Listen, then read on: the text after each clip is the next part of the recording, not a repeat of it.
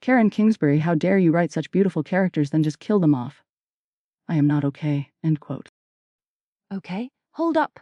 You can't just drop that bomb like you're reading the weather. That's the whole enchilada right there. Spoiler alert, much. Though honestly, anyone reading the reviews knows Grandma Baxter kicks the bucket. It's practically the blurb.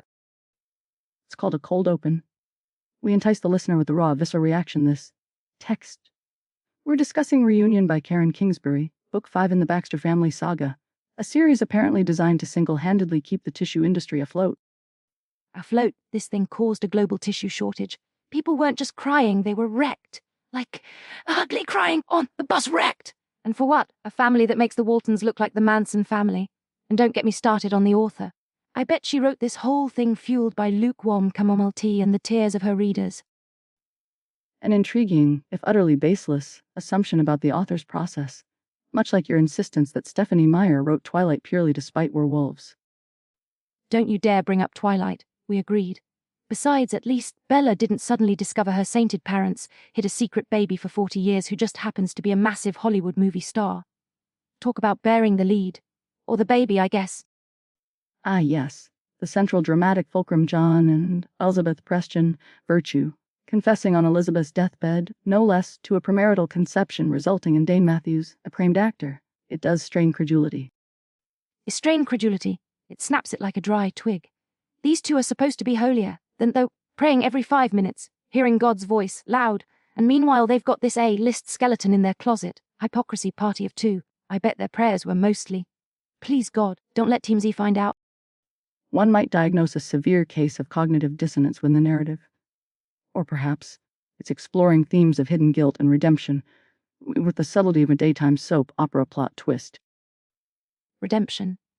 My neighbor Brenda felt redeemed when she finally admitted she'd been stealing garden gnomes, not when she revealed a secret famous kid. And don't get me started on Ashley Baxter. Apparently she's someone's fiction girlfriend, buddy. If you're dating a character in a book known for crying fits and marrying a guy who supposedly waited since high school for her, you need more help than the Baxters. The parasocial relationships readers form with these characters are intense. One reviewer admitted to praying for them before catching themselves. It speaks to a certain immersive quality, wouldn't you say? Immersive. Or delusional. And poor Elizabeth. Everyone's devastated she dies. Tragedy I don't think I will ever get over. But nobody wants to talk about the decades of lying. Selective grief much. I bet if she hadn't died, people would be calling for her head. You can't be Saint Elizabeth and secret baby mom Elizabeth pick a lane. Which brings us to the perennial question. Is this book actually any good? Or is it merely effective emotional manipulation? Good, one reviewer said, and I quote, "Worst book I've read in a while. Awful, it seemed like she let a 4th grader write this book. A 4th grader. That's not just bad. That's insulting to 4th graders. They write better zombie apocalypse fanfic."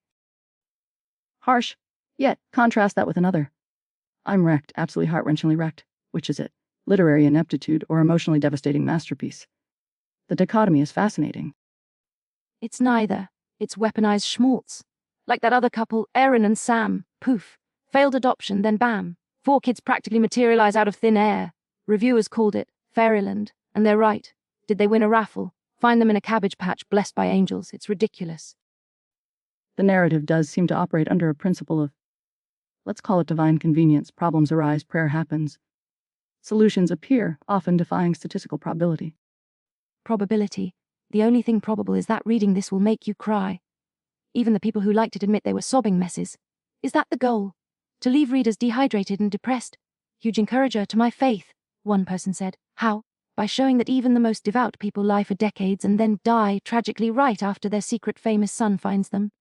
Sounds more like a warning label. Perhaps the catharsis of weeping is the point. A purging of emotion through fictional tragedy. Though I confess, the sheer volume of reported lachrymosity is notable. Notable. It's a flood. Okay, hypothetical, if Elizabeth Baxter were a sandwich, what kind would she be? That's absurd.